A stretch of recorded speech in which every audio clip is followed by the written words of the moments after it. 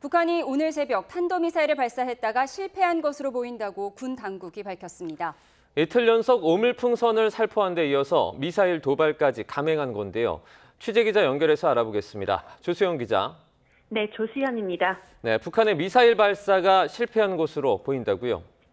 네, 그렇습니다. 합동참모본부는 북한이 오늘 새벽 5시 30분쯤 평양 일대에서 동해상으로 미상의 탄도미사일 한 발을 발사했지만 실패한 것으로 추정된다고 밝혔습니다.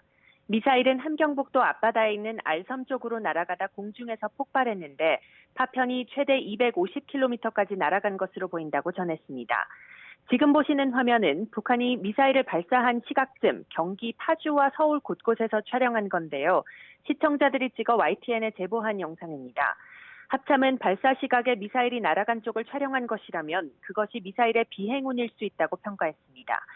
또 연기가 평소보다 많이 낮고 비정상적인 비행을 했다면서 연소가 제대로 안 되는 문제점이 있을 수 있다고 분석했습니다.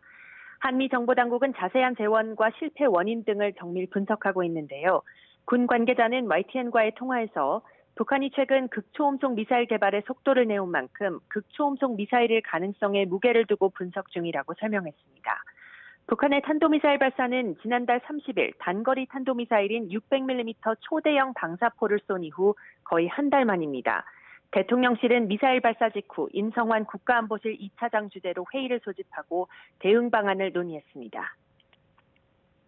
네, 북한은 그제와 어제 이틀 연속 대남 오물풍선을 날려보내기도 했는데요. 어젯밤 살포한 규모가 어느 정도로 집계됐습니까?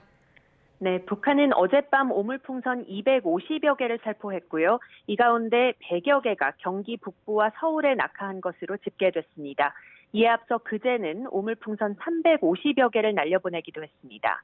합참은 지금까지 분석 결과 안전 위해 물질은 없었다며 내용물 대다수는 종이류의 쓰레기였다고 밝혔습니다.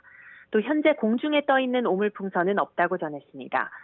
북한은 탈북민 단체의 대북전단에 반발해 지난달 28일부터 오물풍선을 총 6차례 살포했고 GPS 전파 교란 공격과 탄도미사일 발사를 병행하며 복합 도발 양상을 보이고 있습니다.